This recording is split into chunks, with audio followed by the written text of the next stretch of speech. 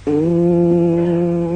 नमः श्री संभवे स्वात्मानंद प्रकाश वपुषे अथ शिवसूत्र चैतन्यम् आत्मा ज्ञानं बन्धः योनिवर्गः कला शरीरम् उद्यमो भैरवः शक्तिचक्र संधाने विश्वसंहारः। ओम स्वप्रकाश आनंद स्वरूप भगवान शिव को नमन। शिव सूत्र प्रारंभ। चैतन्य आत्मा है, ज्ञान बंध है, योनि वर्ग और कला शरीर है, उद्यम ही भैरव है, शक्ति चक्र के संधान से विश्व का संहार हो जाता है।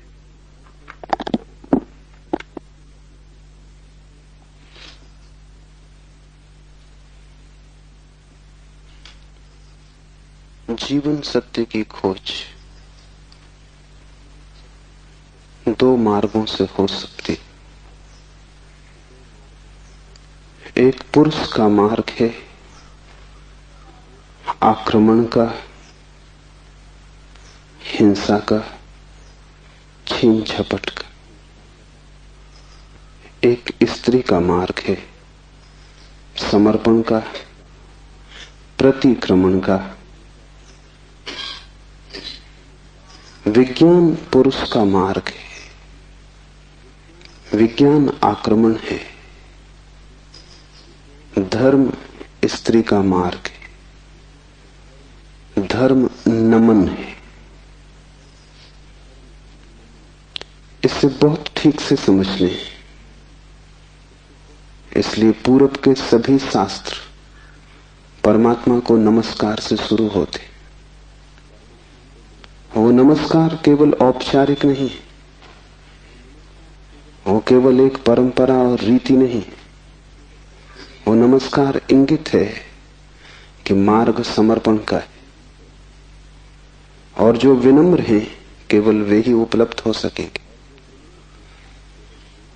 और जो आक्रामक हैं, अहंकार से भरे हैं, जो सत्य को भी छीन झपट करके पाना चाहते, जो सत्य के भी मालिक होने की आकांक्षा रखते, जो परमात्मा के द्वार पर एक सैनिक की भांति पहुंचे हैं विजय करने, वे हार जाएंगे।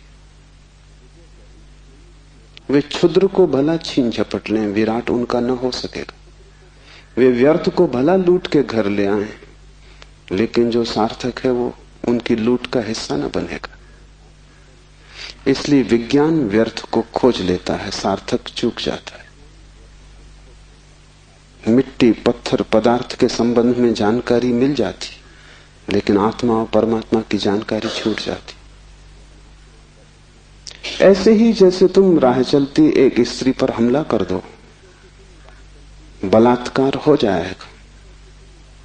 स्त्री का शरीर भी तुम कब्जा कर लोगे, लेकिन उसकी आत्मा तुम्हें न मिल सकेगी, उसका प्रेम तुम न पा सकोगे। तो जो लोग आक्रमण की तरह जाते हैं परमात्मा की तरह, वे बलात्कारी। वे परमात्मा के शरीर पर भला कब्जा कर लें, इस प्रकृति पर जो दिखाई पड़ती है, जो दृश्य है, उसकी चीरफाड़ कर लें, विश्लेषण कर लें, उसके कुछ राज खोज लें, लेकिन उनकी खोज वैसी ही क्षुद्र होगी जैसे किसी पुरुष ने किसी स्त्री पर हमला किया हो और बलात्कार किया हो। स्त्री का शरीर तो उपलब्ध हो जाएगा, लेकिन उपलब्धि दो कौड़ी की है, क्योंकि उसकी आत्मा को तुम छू भी न पाओगे। और अगर उसकी आत्मा को न छुआ तो उसके भीतर जो प्रेम की संभावना थी, वो जो छिपा था बीज प्रेम का, वो कभी अंकुरित न होगा। उसकी प्रेम की वर्षा तुम्हें न मिल सकेगी। विज्ञान बलात्कार है, वो प्रकृति पर हमला है। जैसे कि प्रकृति कोई शत्रु हो, जैसे कि उसे जीतना है, पराजित करना है। इसलिए विज्ञान तोड़फोड़ में भरोसा करता है, विश्लेषण तोड़फोड़ है, काटपीट में भरोसा करता है। अगर वैज्ञानिक से पूछो कि फूल सुंदर है तो तोड़ेगा फूल को, काटेगा, जांच पड़ताल करेगा, लेकिन उसे पता नहीं तोड़ने में ही सौंदर्य खो जाता। सौंदर्य तो पूरे में था, खंड खंड में सौंदर्य ना मिलेगा। हाँ, रासायनिक तत्व मिल जाएंगे, किन चीजों से फूल बना है, किन पदार्थों से बना है, किन खनिज और द्रव्यों से बना है, वो सब मिल जाएगा। तुम बोतलों में अलग अलग फूल के खंडों को इकट्ठा करके लेबल लगा दोगे, तुम कहोगे ये केमिकल्स हैं, ये पदार्थ हैं, इनसे मिलकर फूल बना था। लेकिन तुम एक भी ऐसी बोतल न भर पाओगे जिसमें तुम कह सको ये सौंदर्य है जो फूल में भरा था। सौंदर्य तिरोहित हो जाएगा। अगर तुमने फूल पर आक्रमण किया तो फूल की आत्मा तुम्हें न मिलेगी, शरीर ही मिलेगा। विज्ञान इसलिए आत्मा में भरोसा नहीं करता। भरोसा करे भी कैसे? इतनी चेष्टा के बाद भी आत्मा की कोई झलक नहीं मिलती। झलक मिलेगी ही नहीं, इसलिए नहीं कि आत्मा नहीं है, बल्कि तुमने जो ढंग चुना है वो आत्मा को पाने का ढंग नहीं। तुम जिस द्वार से प्रवेश किए हो वो क्षुद्र को पाने का द्वार है। आक्रमण से जो बहुमूल्य है वो नहीं मिल सकता। जीवन का रहस्य तुम्हें मिल सकेगा अगर नमन के द्वार से तुम गए, अगर तुम झुके, तुमने प्रार्थना की, तो तुम प्रेम के केंद्र तक पहुंच पाओगे। परमात्मा को रिझाना करीब करीब एक स्त्री को रिझाने जैसा है। उसके पास अति प्रेमपूर्ण, अति विनम्र, प्रार्थना से भरा हृदय चाहिए। और जल्दी वहां नहीं है। तुमने जल्दी की कि तुम चूके, वहां बड़ा धैर्य चाहिए।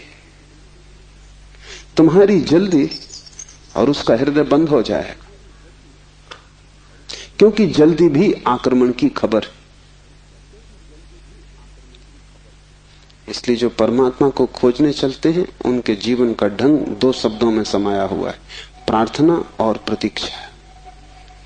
प्रार्थना से शास्त्र शुरू होते हैं और प्रतीक्षा पर पूरे होते हैं। प्रार्थना से खोज इसलिए शुरू होती। इस शास्त्र का पहला चरण है ओम स्वप्रकाश आनंद स्वरूप भगवान शिव को नमन। और अब शिव सूत्र प्रारंभ। इस नमन को बहुत गहरे उतर जाने दें, क्योंकि अगर द्वार ही चूक गया तो पीछे महल की जो मैं चर्चा करूंगा वो समझ में ना आएगी। पुरुष को थोड़ा हटाएं,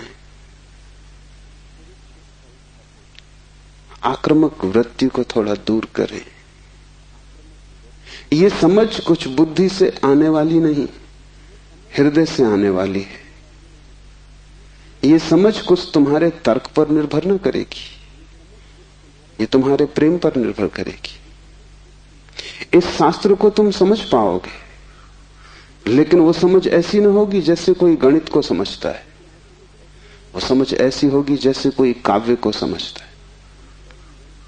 कविता पर तुम झपट नहीं पड़ते, तुम कविता का धीरे धीरे स्वाद लेते हो, चुस्की लेते हो, जैसे कोई चाय को पीता है। तुम उसे गटक नहीं चाहते, वो कोई कड़वी दवा नहीं है। तुम उसका स्वाद लेते हो, चुस्की लेते हो, धीरे धीरे उसके स्वाद को लीन होने देते हो। और एक ही कविता को समझना हो तो बहुत बार पढ़ना पड़ता है। एक गणित को तुमने एक बार समझ लिया, फिर दोबारा करने की कोई जरूरत नहीं रह जाती। गणित समाप्त हो गया। कविता कभी भी समाप्त नहीं होती, क्योंकि हृदय का कोई और छोर नहीं। और तुम जितना ही प्रेम करते हो उतना ही उद्घाटित होता है। इसलिए पूर्व में हम शास्त्र का अध्ययन नहीं करते, हम शास्त्र का पाठ करते। अध्ययन शास्त्र का हो भी नहीं सकता। अध्ययन का अर्थ है एक बार समझ लिया फिर कचरे में फेंक दिया। जैसे कि बात खत्म होगी, जब समझ ही लिया तब दोबारा क्या करना है। पाठ का अर्थ होता है समझ बुद्धि की होती तो एक बार में पूरी हो जाती, इसकी तो चुस्कियां बार बार लेनी पड़ेंगी। इसे तो जाने अनजाने न मान कितनी बार दोहराना पड़ेगा। इसे बहुत से भाव क्षणों में, बहुत सी मनोदशाओं में, कभी सुबह जब सूरज उगता है तब, कभी रात जब सब अंधकार हो जाता है तब, कभी मन जब प्रफुल्लित होता है तब, और कभी मन जब उदासी से भरा होता है तब, विभिन्न चित्त की दशाओं में, विभिन्न मनोक्षणों में इसमें उतरना होगा। तब इसके सभी पहलू धीरे धीरे प्रकट होंगे। फिर भी तुम इसे चुकता न कर पाओगे। कोई शास्त्र कभी चुकता नहीं। जितना ही तुम पाओगे कि खोज लिया, उतना ही तुम पाओगे खोज के लिए और भी ज्यादा बाकी रह गया। जितने तुम गहरे उतरोगे पाओगे गहराई बढ़ती चली जाती है।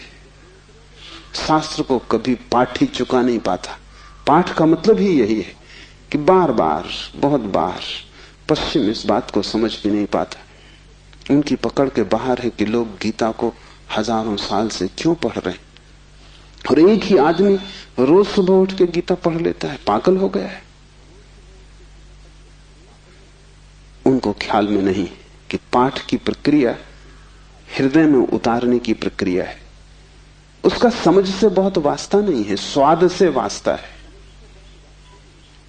तर्क और गणित और हिसाब से उसका कोई भी संबंध नहीं है। उसका संबंध तो अपने हृदय को और उसके बीच की जो दूरी है उसको मिटाने से। धीरे धीरे हम इतने लीन हो जाएं उसमें कि पाठी और पाठ एक हो जाए। पता ही न चले कि कौन गीता है और कौन गीता का पाठी। ऐसे भाव से जो चले, ये स्त्री का भाव है। ये समर्पण की धारा है। इसे ख्याल में ले लेना। नमन से हम चलें तो शिव के सूत्र समझ में आ सकेंगे। उन्हें तुम अपने में उतरने देना और जल्दी निर्णय की मत करना कि वे ठीक हैं कि गलत हैं। क्योंकि सूत्रों के संबंध में एक बात ख्याल रख लेना, तुम्हारे ऊपर निर्भर नहीं है तय करना कि वे ठीक हैं या गलत हैं। तुम निर्णय कर भी कैसे पाओगे? जो अंधेरे में खड़ा है वो प्रकाश के संबंध में क्या निर्णय करेगा? और जिसने कभी स्वास्थ्य नहीं जाना, जो रोग की सैया से ही बंधा रहा है, उसे स्वास्थ्य की परिभाषा कैसे समझ में आएगी? जिसने कभी प्रेम की स्फुरना नहीं पहचानी और जो जीवन भर घृणा, ईर्षा और द्वेष में जिया है, वो प्रेम की कविता तो पढ़ सकता है क्योंकि शब्द उसकी समझ में आ जाएंगे, लेकिन शब्दों में जो छिपा है, अंतर गुम्फित है, वो द्वार तो उसके लिए बंद ही रहेगा। इसलिए तुम निर्णय मत करना कि क्या ठीक क्या गलत। तुम सिर्फ पीना, समझना भी नहीं कहता हूं, तुम सिर्फ पीना, तुम सिर्फ स्वाद में उतरना। और अगर वो स्वाद तुम्हारे भीतर रहस्य के लोग खोलने लगे और वो स्वाद अगर तुम्हारे भीतर नई सुगंध को जन्म दे दे और तुम पाओ कि क्षण भर को भी सही तुम्हारे दुर्गंध का व्यक्तित्व विलीन हो गया है, तुम्हारे भीतर कोई फूल खिला है और तुम सुगंधित हुए हो, क्षण भर को भी तुम पाओ कि तुम अंधकार नहीं हो, कोई दिया जल गया है, एक झलक मिली जैसे अंधेरे में बिजली कौंध गई हो, उसी से समझ आएगी। तुम्हारे समझने से नहीं, तुम्हारे अनुभव की झलक से समझ आएगी। इसलिए तुम विनम्र रहना। दूसरी बात, सूत्र का अर्थ होता है संक्षिप्त से संक्षिप्त, सारभूत, टेलीग्राफिक। वहां एक एक शब्द अत्यंत घना है। विस्तार नहीं होता सूत्र में, घनत्व होता है। लंबा नहीं होता सूत्र, बड़ा छोटा होता है, जैसे छोटा सा बीज होता है, उसमें सारा वृक्ष समाया होता है। जैसे बीज है ऐसा सूत्र है। बीज में तुम वृक्ष को देख भी नहीं सकते, देखना भी चाहोगे तो बीज में तुम वृक्ष को पाओगे नहीं, क्योंकि उसके लिए बड़ी गहरी आंखें चाहिए। जो बीज में वृक्ष को देख ले, जो वर्तमान में भविष्य को देख ले, जो आज कल को देख ले, जो दृश्य से अदृश्य को खोज ले, बड़ी पैनी आंखें चाहिए। वैसी पैनी आंखें तुम्हारे पास अभी नहीं है। अभी तो तुम्हें बीज बीज ही दिखाई पड़ेगा। वृक्ष को देखना हो तो बीज को तुम्हें बोना पड़ेगा, और कोई रास्ता तुम्हारे पास देखने का नहीं। और जब बीज टूटेगा जमीन में और वृक्ष अंकुरित होगा, तभी तुम पहचान पाओगे। ये सूत्र बीज है, इन्हें तुम्हें अपने हृदय में बोना होगा। तुम अभी निर्णय मत करना, क्योंकि अभी तुमने अगर बीज पर निर्णय लिया तो तुम इसे फेंक ही दोगे, कचरा कूड़ा मालूम पड़ेगा। बीज में कंकड़ पत्थर में कोई ज्यादा फर्क नहीं है। कभी कभी तो कंकड़ पत्थर ज्यादा चमकीले, रंगीन, खूबसूरत, कीमती होते, लेकिन बीज और कीमती से कीमती कोहिनूर में भी एक फर्क है कि तुम कोहिनूर को बो दो तो उसमें से कुछ पैदा ना होगा। वो कीमती कितना ही वो मुर्दा है, उसका मूल्य ना समझ कितने ही समझते हो, लेकिन जीवन उसमें नहीं, वो लाश है। और बीज कुरूप भी दिखाई पड़ता हो, कोई उसकी कीमत भी ना हो, लेकिन उसमें जीवन छिपा है। तुम उससे बो दो, उससे विराट वृक्ष पैदा होगा। और एक बीज से करोड़ों बीज लग जाएंगे। एक छोटा सा बीज इस सारे विश्व को पैदा कर सकता है, क्योंकि एक बीज से करोड़ों बीज पैदा होते हैं, फिर करोड़ों बीज से, हर बीज से करोड़ बीज पैदा होते हैं। एक छोटे बीज में सारे विश्व का ब्रह्मांड समा सकता है। सूत्र बीज है, उसके साथ जल्दी नहीं की जा सकती। उसको बोओगे हृदय में और अंकुरित होगा, फूल लगेंगे, तभी तुम जान पाओगे, तभी निर्णय लिया जा सकता है। तीसरी बात, इसके पहले कि हम शुरू करें, धर्म महान क्रांति है। धर्म के नाम से तुमने जो समझा हुआ है उसका धर्म से ना के बराबर संबंध है। इसलिए शिव के सूत्र तुम्हें चौंकाएंगे भी, तुम भयभीत भी होगे, डरोगे भी, क्योंकि तुम्हारा धर्म डगमगाएगा। तुम्हारा मंदिर, तुम्हारी मस्जिद, तुम्हारे गिरजे, अगर ये सूत्र तुमने समझे तो गिर जाएंगे। तुम उन्हें बचाने की कोशिश में मत लगना, क्योंकि वे बचे भी रहे तो भी उनसे तुम्हें कुछ भी मिला नहीं। तुम उनमें जी ही रहे हो और तुम मुर्दा हो। मंदिर काफी सजे हैं, लेकिन तुम्हारे जीवन में कोई भी खुशी की किरण नहीं। मंदिर में काफी रोशनी, उससे तुम्हारे जीवन का अंधकार नहीं मिटता। तो उससे भयभीत मत होना, क्योंकि सूत्र तुम्हें कठिनाई में तो डालेंगे ही, क्योंकि शिव कोई पुरोहित नहीं है। पुरोहित की भाषा तुम्हें हमेशा संतोषदायी मालूम पड़ती, क्योंकि पुरोहित को तुम्हारा शोषण करना है। पुरोहित तुम्हें बदलने को उत्सुक नहीं है। तुम जैसे हो ऐसे ही रहो, इसी में उसका लाभ है। तुम जैसे हो रुग्ण बीमार, ऐसे ही रहो, इसी में उसका व्यवसाय है। मैंने सुना है एक डॉक्टर ने अपने लड़के को पढ़ाया, पढ़ लिख के घर आया, पिता ने कभी छुट्टी भी ना ली थी, तो उसने कहा कि अब तू मेरी कारोबार को संभाल और मैं 3 महीने विश्राम कर लूं। जीवन भर सिर्फ मैंने कमाया है, कभी विश्राम नहीं लिया। वो विश्व की यात्रा पर निकल गया। 3 महीने बाद लौटा तो उसने अपने लड़के से पूछा कि सब ठीक चल रहा है। उसके लड़के ने कहा कि बिल्कुल ठीक चल रहा है। आप हैरान होंगे कि जिन मरीजों को आप जीवन भर में ठीक न कर पाए, उनको मैंने 3 महीने में ठीक कर दिया। पिता ने सिर ठोक लिया। उसने कहा, मूढ़, वही हमारा व्यवसाय थे। क्या मैं उनको ठीक नहीं कर सकता था? तेरी पढ़ाई कहां से आती थी?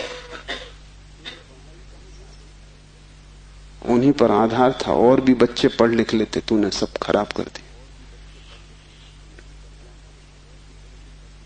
पुरोहित तुम जैसे हो रुग्ण बीमार तुम्हें वैसा ही चाहता है, उस पर ही उसका व्यवसाय है।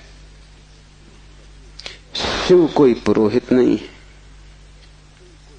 शिव तीर्थंकर है, शिव अवतार है, शिव क्रांति दृष्टा है, पैगंबर है।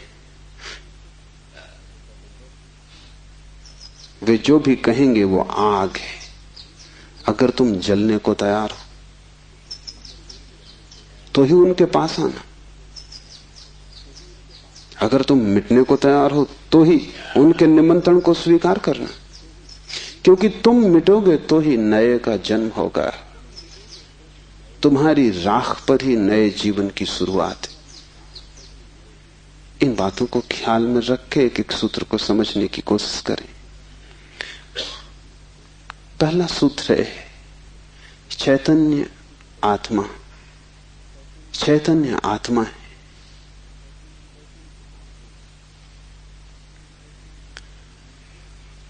चैतन्य हम सभी हैं, लेकिन आत्मा का हमें कोई पता नहीं चलता।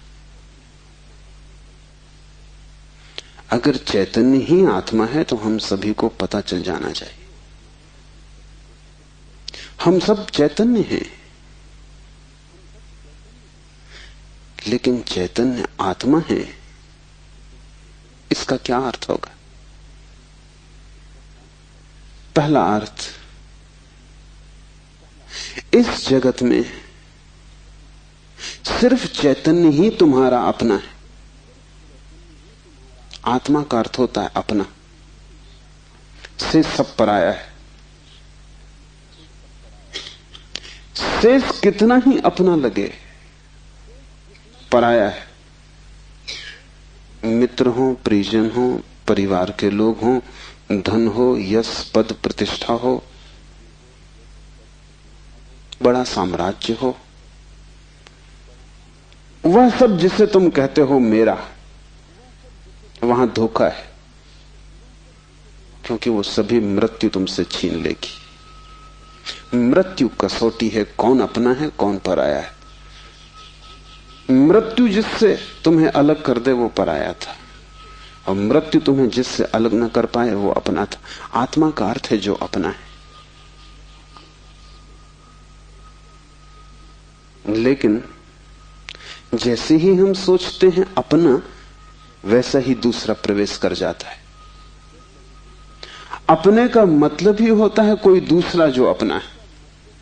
तुम्हें यह ख्याल ही नहीं आता कि तुम्हारे अतिरिक्त तुम्हारा अपना कोई भी नहीं, हो भी नहीं सकता है। और जितनी देर तुम भटके रहोगे इस धारा में कि कोई दूसरा अपना है, उतने दिन व्यर्थ गए, उतना जीवन अकारण बीता। उतना समय तुमने सपने देखे, उतने समय में तुम जाग सकते थे, मोक्ष तुम्हारा होता। तुमने कचरा इकट्ठा किया।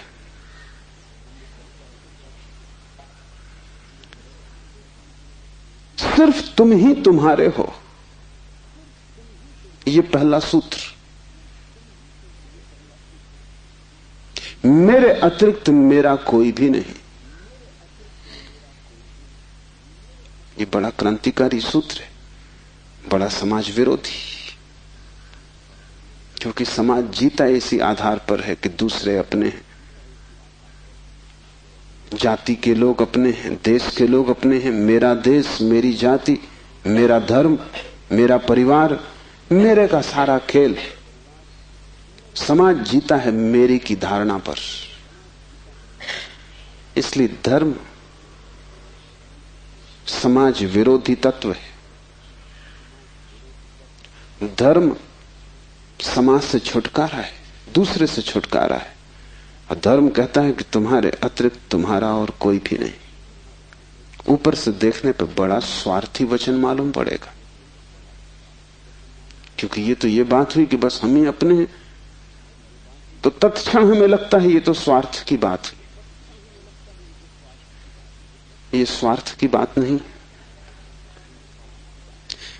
अगर ये तुम्हें ख्याल में आ जाए तो ही तुम्हारे जीवन में परार्थ और परमार्थ पैदा होगा, क्योंकि जो अभी आत्मा के भाव से ही नहीं भरा है उसके जीवन में कोई परार्थ और कोई परमार्थ नहीं हो सकता। तुम कहते हो दूसरों को मेरा, लेकिन मेरा कह के तुम करते क्या हो? मेरा कह के तुम उन्हें चूसते हो। मेरा तुम्हारा शोषण का हिस्सा है, फैलाव है। जिसको भी तुम मेरा कहते हो तुम उसे गुलाम बनाते हो, तुम उसे अपने परिग्रह में परिवर्तित कर देते हो। मेरी पत्नी, मेरा पति, मेरा बेटा, मेरा पिता, तुम करते क्या हो? इस मेरे के पीछे, इस मेरे के पर्दे के पीछे तुम्हारे संबंध का मूल आधार क्या है? तुम चूसते हो, तुम शोषण करते हो, तुम दूसरे का उपयोग करते हो।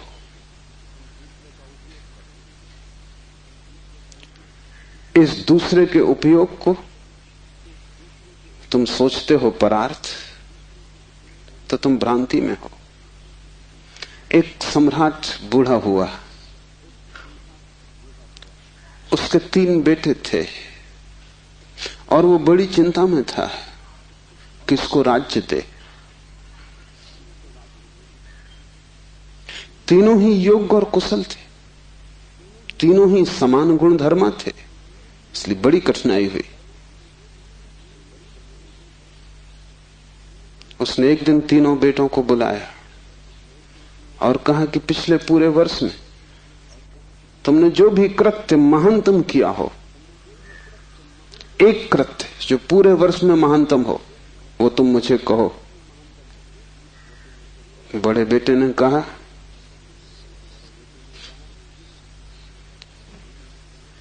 कि गांव का जो सबसे बड़ा धनपति है वो तीर्थ यात्रा पर जा रहा था।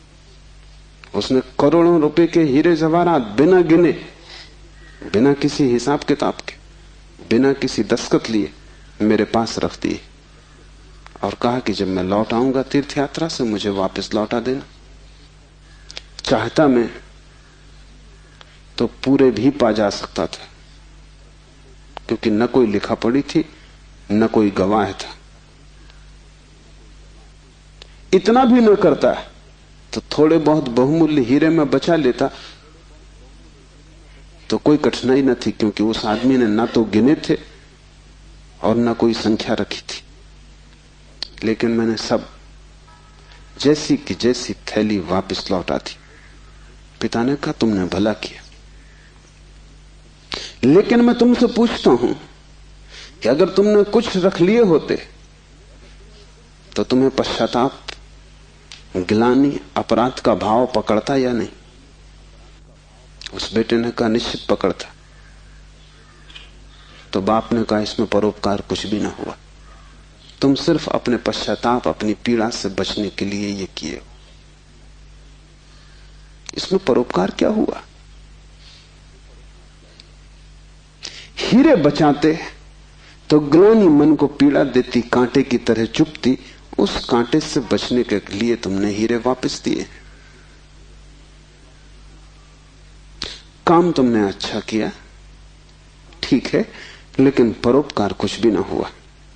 उपकार तुमने अपना ही किया है। दूसरा बेटा थोड़ी चिंता में पड़ा और उसने कहा कि मैं राह के किनारे से गुजरता था और झील में सांझ के वक्त, जबकि वहां कोई भी न था, एक आदमी डूबने लगा। चाहता तो मैं अपने रास्ते चला जाता, सुना अनसुना कर देता, लेकिन मैंने तत्क्षण छलांग मारी, अपने जीवन को खतरे में डाला और उस आदमी को बाहर निकाला। बाप ने कहा तुमने ठीक किया, लेकिन अगर तुम चले जाते और ना निकालते तो क्या उस आदमी की मृत्यु सदा तुम्हारा पीछा न करती? तुम अनसुनी कर देते ऊपर से, लेकिन भीतर तो तुम सुन चुके थे उसकी चीत्कार आवाज कि बचाओ। क्या सदा सदा के लिए उसका प्रेत तुम्हारा पीछा न करता? उसी भय से तुमने छलांग लगाई, अपने जान को खतरे में डाला, लेकिन परोपकार तुमने कुछ किया हो इस भ्रांति में पड़ने का कोई कारण नहीं। तीसरे बेटे ने कहा कि मैं गुजरता था जंगल से और एक पहाड़ की कगार पर मैंने एक आदमी को सोया हुआ देखा जो कि नींद में अगर एक भी करवट ले तो सदा के लिए समाप्त हो जाएगा, क्योंकि दूसरी तरफ महान खड्ड था। मैं उस आदमी के पास पहुंचा और जब मैंने देखा कि वो कौन है तो वो मेरा जानी दुश्मन था।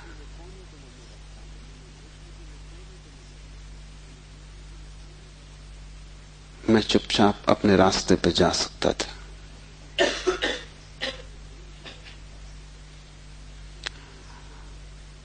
या अगर मैं अपने घोड़े पर सवार उसके पास से भी गुजरता तो मेरे बिना कुछ किए शायद सिर्फ मेरे गुजरने के कारण वो करवट लेता और खड्ड में गिर जाता।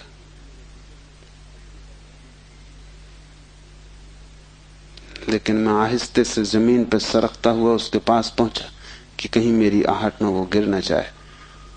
और ये भी मैं जानता था कि वो आदमी बुरा है, मेरे बचाने में भी वो मुझे गालियां ही देगा। उसे मैंने हिलाया, आहिस्ते से जगाया, और वो आदमी गांव में मेरे खिलाफ बोलता फिर रहा है,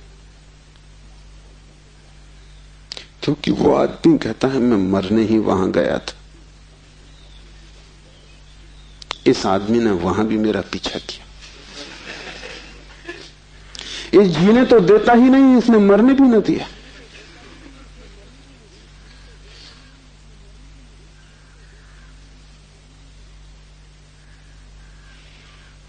पिता ने कहा तुम दोस्त से बेहतर हो, लेकिन परोपकार ये भी नहीं। क्यों? क्योंकि तुम अहंकार से फूले नहीं समा रहे हो कि तुमने कुछ बड़ा कार्य कर दिया। बोलते हो तो तुम्हारी आंखों की चमक और हो जाती, कहते हो तो तुम्हारा सीना फूल जाता है। और जिस कृत्य से अहंकार निर्मित होता हो वो परोपकार न रहा। बड़े सूक्ष्म मार्ग से तुमने अपने अहंकार को उससे भर लिया। तुम सोच रहे हो तुम बड़े धार्मिक हो, परोपकारी हो, तुम इन दो से बेहतर हो। लेकिन मुझे राज्य के मालिक के लिए किसी तीसरे की ही तलाश, चौथे की ही तलाश करनी पड़ेगी। जब तुम परोपकार करते हो तब तुम कर नहीं सकते, क्योंकि जिसे अपना ही पता नहीं है वो परोपकार करेगा कैसे? तुम चाहे सोचते हो कि तुम कर रहे हो गरीब की सेवा, अस्पताल में बीमार के पैर दबा रहे हो, लेकिन अगर तुम गौर से खोजोगे तो तुम कहीं ना कहीं अपने अहंकार को ही भरता हुआ पाओगे। और अगर तुम्हारा अहंकार ही सेवा से भरता है तो सेवा भी शोषण है। आत्मज्ञान के पहले कोई व्यक्ति परोपकारी नहीं हो सकता, क्योंकि स्वयं को जाने बिना इतनी बड़ी क्रांति हो ही नहीं सकती। मैंने सुना है कि मुल्ला नसरुद्दीन की पत्नी उससे झगड़ रही और कह रही थी कि मामला क्या है, एक दफा साफ हो जाना चाहिए। तुम मेरे सभी रिश्तेदारों को नफरत और घृणा क्यों करते हो? नसरुद्दीन ने कहा यह बात गलत है, ये बात तथ्यगत भी नहीं है, और मैं इसका प्रमाण है मेरे पास। और प्रमाण यह है कि मैं तुम्हारी सास को अपनी सास से ज्यादा चाहता हूं। अहंकार ऐसे रास्ते खोजता, ऊपर से दिखता है कि तुम परोपकार कर रहे हो, लेकिन भीतर तुम ही खड़े होते हो। और जितनी सूक्ष्म हो जाती है यात्रा, उतनी ही पकड़ के बाहर हो जाती। दूसरे तो पकड़ ही नहीं पाते, तुम भी नहीं पकड़ पाते हो। दूसरे तो धोखे में पड़ते ही हैं, तुम भी अपने दिए धोखे में घूम जाते हो, भटक जाते हो। हम सभी ने अपनी अपनी भूल भुलैयां बना ली, उसमें हमने दूसरों को धोखा देने के लिए ही शुरू किया था सारा उपाय, आयोजन। ये हमने कभी सोचा न था कि अपनी बनाई भूल भुलैया में हम खुद ही खो जाएंगे, लेकिन हम खो गए। पहली बात स्मरण रखो, तुम्हारे अतिरिक्त तुम्हारा कोई भी नहीं है। जैसे ही यह स्मरण सघन होता है कि चैतन्य ही आत्मा है, बस चैतन्य ही मैं हूं, और सब पर है, पराया है, विजाती है। वैसे ही तुम्हारे जीवन में क्रांति की पहली किरण प्रविष्ट हो जाती, वैसे ही तुम्हारे और समाज के बीच एक दरार पड़ जाती, वैसे ही तुम्हारे और तुम्हारे संबंधों के बीच एक दरार पड़ जाती। लेकिन आदमी अपनी तरफ देखना नहीं चाहता। देखना कठिन भी है, क्योंकि देखने के पहले जिस प्रक्रिया से गुजरना पड़ता है वो बहुत संघातक है। एक मारवाड़ी व्यापारी एक फिल्म अभिनेत्री के प्रेम में पड़ गया। वैसे बात अनहोनी थी, मारवाड़ी और व्यापारी प्रेम से सदा दूर ही रहता है, लेकिन अनहोनी भी घटती है। प्रेम में तो पड़ गया, लेकिन व्यापारी का संदेह भरा चित्त, तो उसने एक जासूस नियुक्त कर दिया अभिनेत्री के पीछे कि तू पता लगा इसका चरित्र तो ठीक है ना, इसके पहले कि मैं प्रस्ताव करूं विवाह का, सब बात पक्की कागज पर साफ हो जानी चाहिए। जासूस ने बड़ी खोजबीन की। 7 दिन बाद उसने रिपोर्ट भी भेज दी। रिपोर्ट आई कि इस स्त्री का चरित्र एकदम निर्दोष, निष्कलुष है। ऐसी कोई बात कभी इसके संबंध में नहीं सुनी गई, नहीं जानी गई जिससे संदेह पैदा हो। सिर्फ एक बात को छोड़कर पिछले कुछ दिनों से एक संदिग्ध मारवाड़ी के साथ ये देखी जाती। वो संदिग्ध मारवाड़ी वो स्वयं थे। आंख दूसरे को देखती है, हाथ दूसरे को छूते हैं, मन दूसरे की सोचता है, और तुम सदा अंधेरे में खड़े रह जाते हो। तुम्हारी हालत वही है जो दिया तले अंधेरे की होती। उस दिए की रोशनी सब पे पड़ती, सिर्फ तुम्हें छोड़ देती। इसलिए तुम भटकते हो उस रोशनी में, सब तरफ, सब दिशाओं में यात्रा करते हो, और एक अपरिचित रह जाता है, और वही तुम हो। यह पहला सूत्र है, चैतन्य आत्मा। इस सूत्र को गहरे बीज की तरह अपने हृदय में उतर जाने दो। व्यर्थ है सारे जगत की यात्रा अगर तुम अपने से अपरिचित रह गए। अगर स्वयं को न जान पाए और सब भी जान लिया, तो वो सारा ज्ञान भी इकट्ठे जोड़ में अज्ञान सिद्ध होगा। अगर अपने को न देख पाए और सारा जगत देख डाला, चांद तारे छान डाले, तो भी तुम अंधे ही रहोगे, क्योंकि आंख तो उसी को मिलती है जो स्वयं को देख लेता है। ज्ञान तो उसी को मिलता है जो स्वयं से परिचित हो जाता है, जो चैतन्य के स्वप्रकाश में नहा लेता है, वही पवित्र है। और कोई तीर्थ नहीं है, चैतन्य तीर्थ है। और चैतन्य तुम्हारा स्वभाव है, उससे तुम क्षण भर को भी पार नहीं गए हो, लेकिन दिया तले अंधेरा है। तुम उससे दूर जा भी नहीं सकते, चाहो तो भी, लेकिन भ्रम पैदा हो सकता है कि तुम बहुत दूर चले गए हो। तुम सपना देख सकते हो संसार में, लेकिन सपना सत्य नहीं हो सकता। सत्य तो सिर्फ एक बात है, वो है तुम्हारा चैतन्य स्वभाव। चैतन्य आत्मा है, तो पहली तो बात कि मेरा सिवाय चैतन्य के और कोई भी नहीं। ये भाव तुम में सघन हो जाए तो सन्यास का जन्म हुआ, क्योंकि मेरे अतिरिक्त भी मेरा कोई हो सकता है, यही भाव संसार है। इसलिए पहले सूत्र में बड़ी क्रांति है। पहली चिंगारी शिव फेंकते हैं तुम्हारी तरफ, और वो ये है कि तुम जान लो कि तुम ही बस तुम्हारे हो, बाकी कोई तुम्हारा नहीं। इससे बड़ा विषाद मन को पकड़ेगा, क्योंकि तुमने दूसरों के साथ बड़े संबंध बना रखे, बड़े सपने संजो रखे हैं, दूसरों के साथ तुम्हारी बड़ी आशाएं जुड़ी हैं। मां देख रही है कि बेटा बड़ा होगा, बड़ी आशाएं जुड़ी हैं। बाप देख रहा है कि बेटा बड़ा होगा, बड़ी आशाएं जुड़ी हैं। और इन सारी आशाओं में तुम अपने को खो रहे हो। यही तुम्हारे पिता भी इन्हीं आशाओं को कर करके समाप्त हुए तुम्हारे लिए। तुमसे क्या उन्हें मिला? यही आशाएं कर करके तुम समाप्त हो जाओगे। तुम्हारे बेटे से तुम्हें कुछ मिलेगा ना, और तुम्हारा बेटा भी यही मूर्खता जारी रखेगा, वो अपने बेटों से आशाएं करेगा। नहीं, अपनी तरफ देखो, न तो पीछे न आगे, कोई भी तुम्हारा नहीं है। कोई बेटा तुम्हें नहीं भर सकेगा, कोई संबंध तुम्हारी आत्मा नहीं बन सकता। तुम्हारे अतिरिक्त तुम्हारा कोई मित्र नहीं। लेकिन तब बड़ा डर लगता है, क्योंकि लगता है कि तुम अकेले हो गए।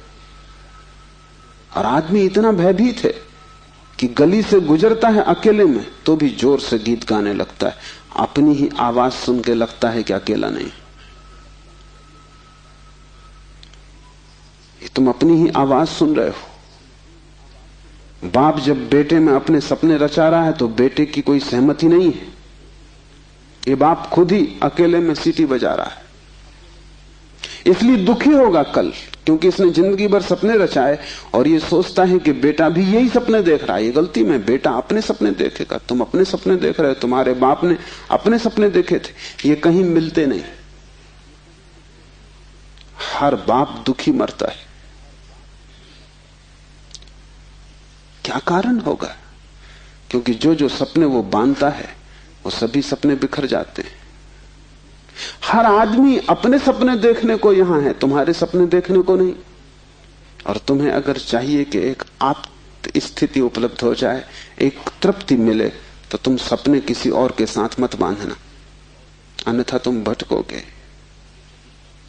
संसार का इतना ही अर्थ है कि तुमने अपने सपनों की नाव दूसरों के साथ बांध रखी। संन्यास का अर्थ है कि तुम जाग गए और तुमने एक बात स्वीकार कर ली, कितनी ही कष्टकर हो, कितनी ही दुखपूर्ण मालूम पड़े प्रथम, और कितना ही संघातक पीड़ा अनुभव हो, कि तुम अकेले हो। सब संग साथ झूठा है। इसका यह अर्थ नहीं कि तुम भाग जाओ हिमालय, क्योंकि जो हिमालय की तरफ भाग रहा है उसे अभी संग साथ सार्थक है, झूठा नहीं हुआ। क्योंकि जो चीज झूठ हो गई उससे भागने में भी कोई सार्थकता नहीं। कोई भी सुबह जाग के भागता तो नहीं कि सपना झूठा है, भागूं इस घर से। सपना झूठा हो गया, बात खत्म हो गई, उसमें भागना क्या है? लेकिन एक आदमी है जो भाग रहा है पत्नी से, बच्चों से। इसका भागना बताता है, इसने सुन लिया होगा कि सपना झूठा है, लेकिन अभी इसे खुद पता नहीं चला। कल तक ये पत्नी की तरफ भागता था, पत्नी की तरफ पीठ करके भागता है, लेकिन दोनों ही अर्थों में पत्नी सार्थक थी।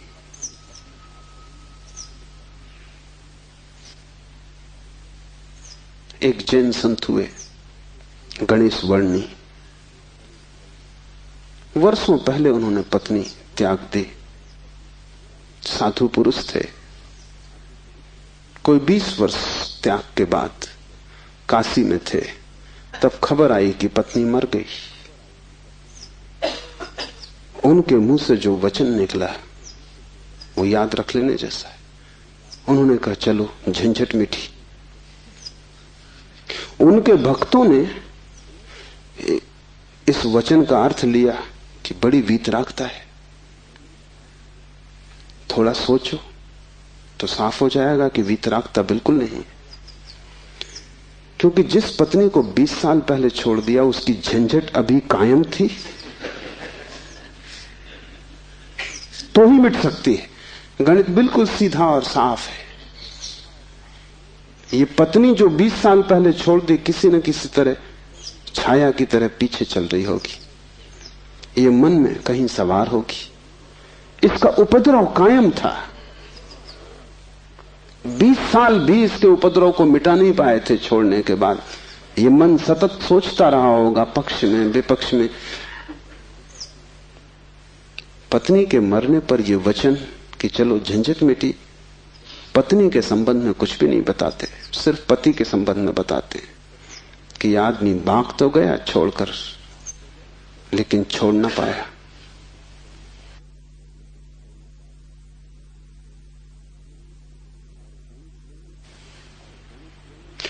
और गणेश वर्णी साधु पुरुष थे, इसलिए थोड़ा सोच लेना, साधु पुरुष भी बड़ी भ्रांति में रह सकते। उनके चरित्र में, आचरण में कोई भूल चूक न थी। वे मर्यादा के पुरुष थे, ठीक ठीक नियम से चलते थे। वहां कोई जरा भी दरार नहीं पा सकता, जरा त्रुटि नहीं पा सकता। सब आचरण ठीक था, साधुता पूरी थी। फिर भी भीतर कोई बात चूक गई। हिमालय पहुंच गए, झंझट सांस चली गई। फिर दूसरी बात भी समझ लेने जैसी है, और वो ये कि अगर पत्नी के मरने पर पहला ख्याल ही आया कि झंझट मिटी, तो कहीं जाने अनजाने अचेतन में पत्नी की मृत्यु की आकांक्षा भी छिपी रही होगी। वो जरा गहरा किसी तल पर पत्नी मिट जाए, न हो, समाप्त हो जाए, ये तो हिंसा हो गई। लेकिन एक एक वचन भी अकारण नहीं आता, आसमान से नहीं आता। एक एक वचन भी भीतर से आता। और ऐसे क्षणों में जबकि पत्नी मर गई इसकी खबर आई हो, तुम ठीक ठीक अपने रोजमर्रा के व्यवसायी होश में नहीं होते हो। तब तुमसे जो बात निकलती है वो ज्यादा सही होती। घंटे भर बाद तुम्हें मौका मिल जाएगा, तुम खुद ही सोच समझ के लीप पोता कर लोगे। तुम फिर जो कहोगे वो बात झूठी हो जाएगी। लेकिन तत्क्षण, उस क्षण में वर्णी चूक गए। वो जो 20 साल से उन्होंने चारों तरफ साधुता का व्यवस्था कर रखी थी, उस क्षण में भूल गए। जब वर्णी को ऐसा घट सकता है तो तुम्हें तो सहज ही घट सकता है। भागने से कुछ भी ना होगा, भागकर कोई भी कभी भाग नहीं पाया। लेकिन भक्त इसको न देख पाएंगे। उन्होंने तो वर्णी की कथा में इसको बड़े बहुमूल्य वचन की तरह संग्रहित किया है, ये सोच के कि देखो आदमी कैसा वीतराग है। तुम्हें पता भी नहीं हो सकता कि वीतरागता क्या है। तुम राग में जीते हो, तुम्हें विराग समझ में आता है, तुमसे जो विपरीत है वो समझ में आता है। तुम जानते हो कि तुम पत्नी को छोड़ के नहीं जा सकते, और ये आदमी छोड़ के चला गया, ये आदमी तुमसे बड़ा है। ये तुमसे विपरीत है, लेकिन तुमसे भिन्न नहीं। तुम पैर के बल खड़े हो, यह आदमी सिर के बल खड़ा है, लेकिन तुम्हारे मन में और इसके मन में रत्ती भर भी फर्क नहीं। खोज के देखो, तुम सभी सोचते हो कि पत्नी झंझट। तुम एक आध ऐसा पति पा सकते हो जो कहे पत्नी झंझट नहीं। पत्नी के सामने मत पूछना, एकांत में अकेले में। मुल्ला नसरुद्दीन ने मुझे कहा है कि मैं भी कभी सुखी था, लेकिन ये मुझे पता ही तब चला जब मैंने विवाह कर लिया, और तब फिर बहुत देर हो चुकी थी। मैं भी कभी सुखी था, ये पता मुझे तब चला जब मैंने विवाह कर लिया, लेकिन तब तक तो बहुत देर हो चुकी थी, सुख हाथ से जा चुका था। पति को गहराई में पूछो तो ऐसा पति खोजना कठिन है जिसने कई बार पत्नी की हत्या करने का विचार न किया हो। सपने न देखे हो कि मार डाला पत्नी को, सुबह उठ के वो भी कहेगा कैसा बेहुदा सपना। लेकिन अचेतन आकांक्षा है। जिससे झंझट पैदा होती है उसे मिटा देने का मन सीधा तर्क है, लेकिन झंझट दूसरे से कभी पैदा होती ही नहीं। पत्नी में अगर कोई उपद्रव होता तो कौन तुम्हें रोकता था? तुम सब भाग गए होते हिमालय। उपद्रव पत्नी में नहीं है, क्योंकि तुम हिमालय जाके फिर पत्नी खोज लोगे। उपद्रव तुम्हारे भीतर है। तुम अकेले नहीं रह सकते, तुम्हें कोई दूसरा चाहिए। अकेले में तुम डरते हो, कोई दूसरा, तब तुम निश्चिंत मालूम पड़ते हो। क्यों? दूसरे की मौजूदगी से आश्वासन मिलता है। दुख में सुख में कोई साथी है, जीवन में मृत्यु में कोई साथी है। लेकिन अकेलापन स्वभाव है। और जिस व्यक्ति ने यह अनुभव कर लिया कि आत्मा ही बस मेरी है, उसने अपने अकेलेपन को अनुभव कर लिया। भागने की कोई भी जरूरत नहीं तो झंझट पीछे चली जाएगी। तुम जहां हो वहीं रहना, रत्ती भर भी बाहर कोई फर्क करने की आवश्यकता नहीं है। लेकिन भीतर तुम अकेले हो जाना, भीतर तुम कैवल्य को अनुभव करना कि मैं अकेला हूं, कोई संगी साथी नहीं। और ये तुम दोहराना मत, क्योंकि दोहराने की कोई जरूरत नहीं कि रोज सुबह बैठ के तुम दोहराओ कि मैं अकेला हूं, कोई संगी साथी नहीं। इससे कुछ भी ना होगा। ये दोहराना तो सिर्फ यही बताएगा कि तुम्हें अभी ख्याल नहीं हुआ। इसे समझना, ये तथ्य है कि तुम अकेले हो। समझने में अड़चन है, वही तपश्चर्या है। तप का अर्थ नहीं है कि तुम धूप में खड़े हो जाओ। आदमी को छोड़ के सभी पशु पक्षी धूप में खड़े, उनमें से कोई भी मोक्ष नहीं चला जा रहा है। और तप का अर्थ ये नहीं है कि तुम भूखे खड़े हो जाओ, अनशन कर लो, उपवास कर दो, क्योंकि आधी दुनिया वैसे ही भूखी मर रही है। कोई उपवास करके मोक्ष नहीं पहुंच जाता है। शरीर को गला दो, जला दो, उससे कुछ हल नहीं है। वो सिर्फ आत्महिंसा है और महानतम पाप है। और सिर्फ मूढ़ उस पाप में उतरते हैं।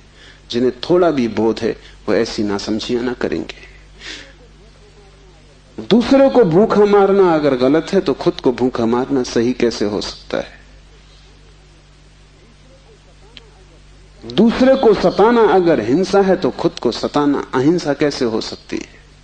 सताने में हिंसा है, किसको तुम सताते हो इससे क्या फर्क पड़ता है? जो हिम्मतवर है वो दूसरे को सताते हैं, जो कमजोर है वो खुद को सताते हैं। क्योंकि दूसरे को सताने में एक खतरा है, दूसरा बदला लेगा। खुद को सताने में वो खतरा भी नहीं है, कौन बदला लेगा? कमजोर अपने को सताते हैं। तुमने कभी ख्याल किया, अगर पुरुष नाराज हो जाए तो वो पत्नी को पीटता, अगर पत्नी नाराज हो वो खुद को पीटती। ये जो पत्नी है ये साधुओं का प्रतीक। कमजोर अपने को पीट लेता, क्या करे? ताकतवर दूसरे को पीटता है, क्योंकि उसमें खतरा तो है ही कि दूसरा क्या करेगा कौन जाने। कमजोर आत्महिंसक हो जाता है और ताकतवर परहिंसक होता है। और धार्मिक वो है जो अहिंसक, न वो दूसरे को सताता है न खुद को सताता है। सताने की बात ही व्यर्थ है। तपश्चर्या का अर्थ है कि तुमने ये सत्य स्वीकार कर लिया कि तुम अकेले हो, कोई उपाय नहीं है संगी साथी का। तुम कितना ही चाहो, कितनी ही आंखें बंद करो, सपने देखो, तुम अकेले ही रहोगे। जन्मों जन्मों से तुमने घर बसाए, परिवार बसाए, मिटाए, लेकिन तुम अकेले ही रहे हो। तुम्हारे अकेलेपन में रत्ती भर फर्क नहीं पड़ता। जिसने ये जान लिया, स्वीकार कर लिया कि मैं अकेला हूं, उसके लिए इंगित है इस सूत्र में चैतन्य आत्मा है, वही तुम्हारा और कोई तुम्हारा नहीं। और दूसरी बात इस सूत्र में है, वो है चैतन्य। आत्मा कोई सिद्धांत नहीं है कि तुम शास्त्र में पढ़ो और मान लो। आत्मा कोई जैसे गुरुत्वाकर्षण का सिद्धांत है, ऐसा कोई सिद्धांत नहीं है। आत्मा एक अनुभव है, सिद्धांत नहीं। और अनुभव है चैतन्य की तीव्रता का।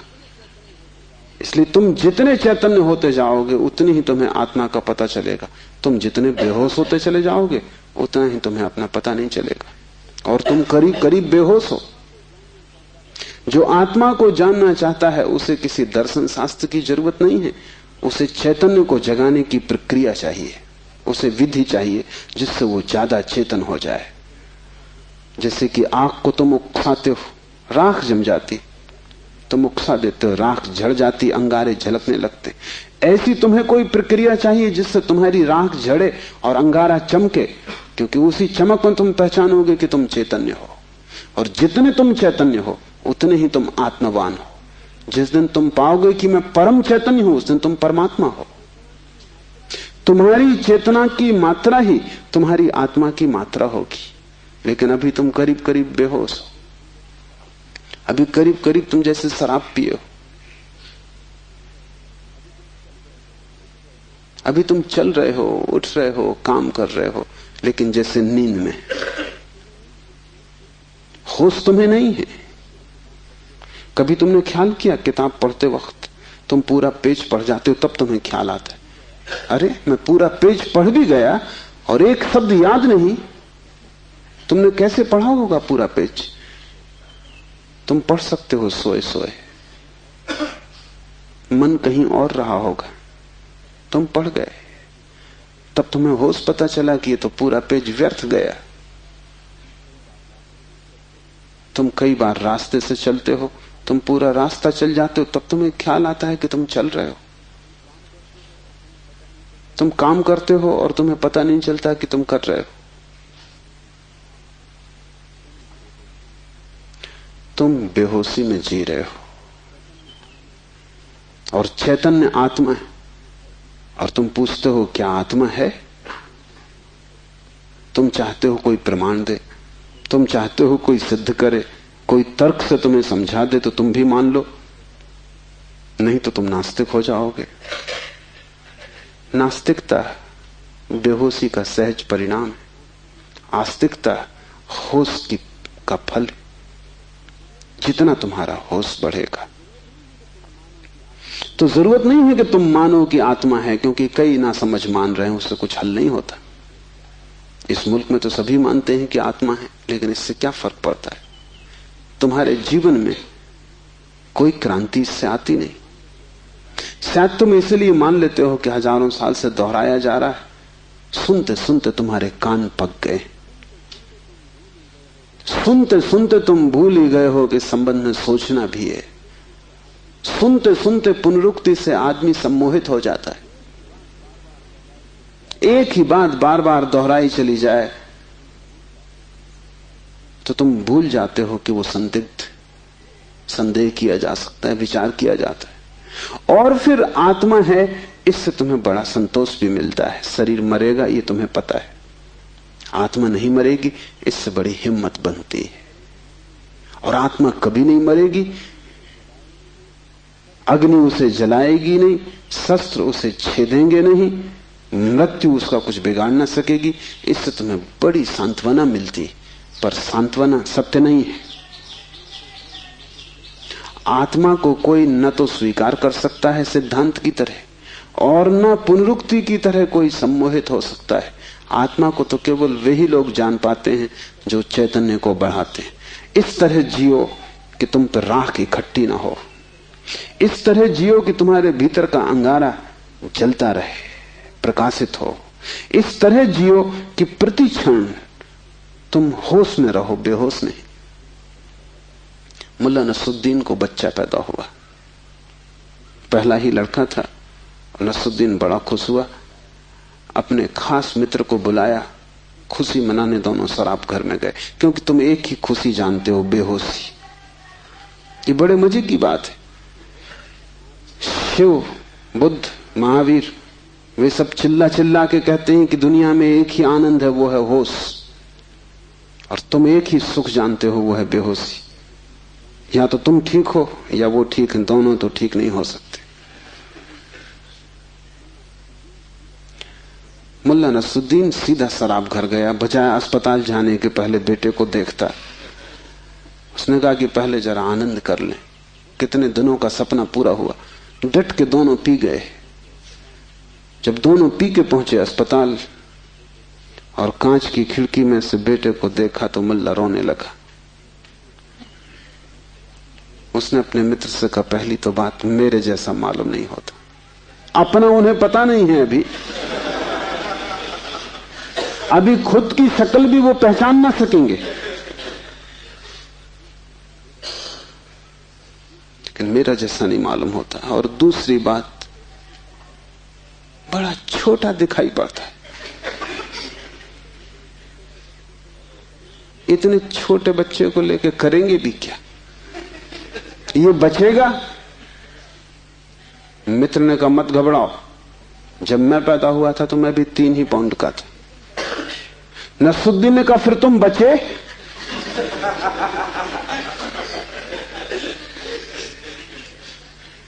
मित्र सोचने लगा, क्योंकि वो भी बेहोशी में था। उसने कहा पक्का नहीं कह सकता।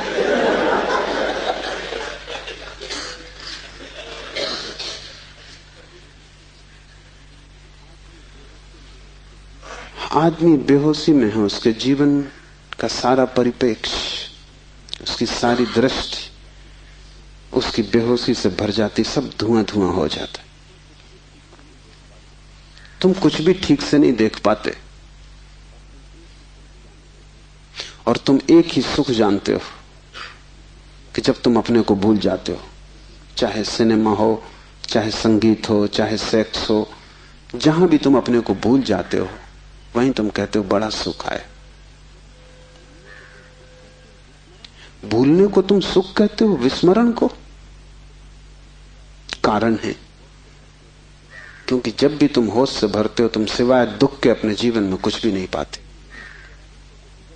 इसलिए जब भी तुम देखते हो जीवन को, जरा ही सजग हो के तुम पाते हो दुख दुख, कुरूपता चारों तरफ।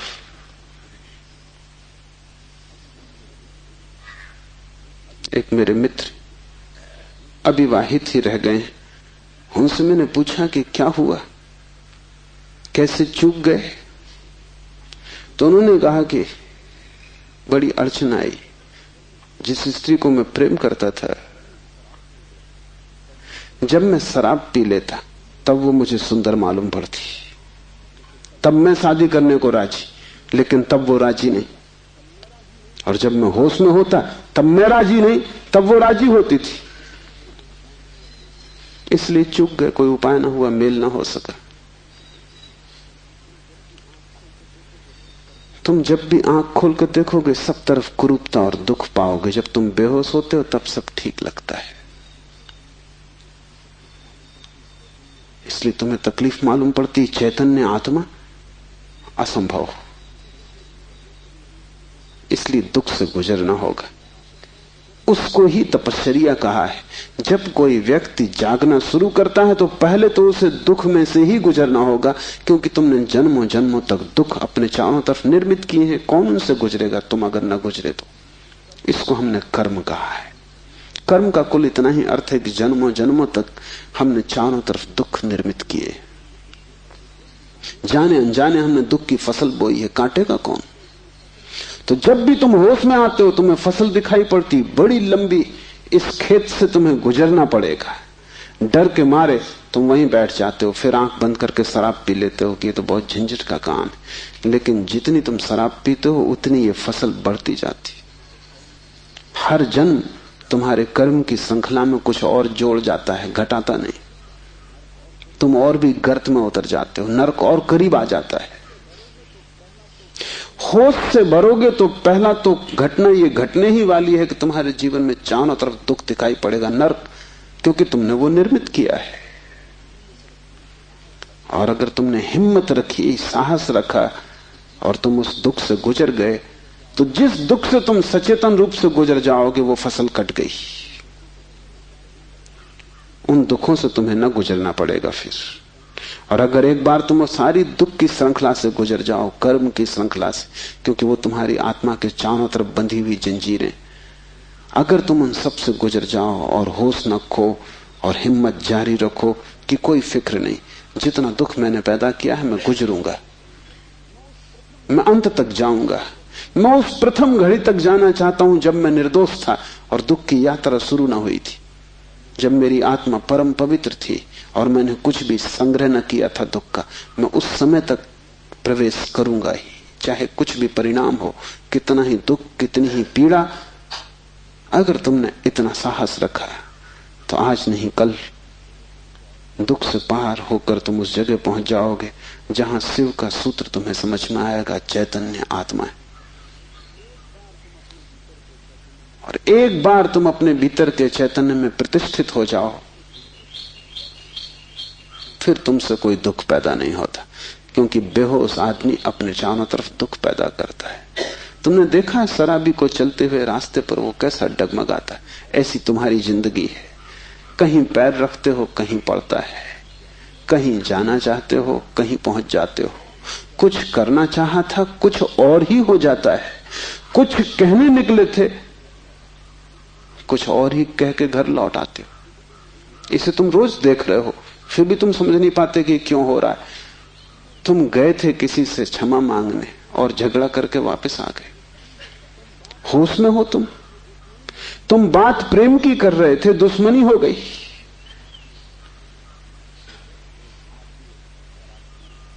एक आदमी शराब पिए आकाश की तरफ देखता हुआ चला जा रहा था। एक कार उसके पास से निकली, बामुश्किल ड्राइवर बचा पाया।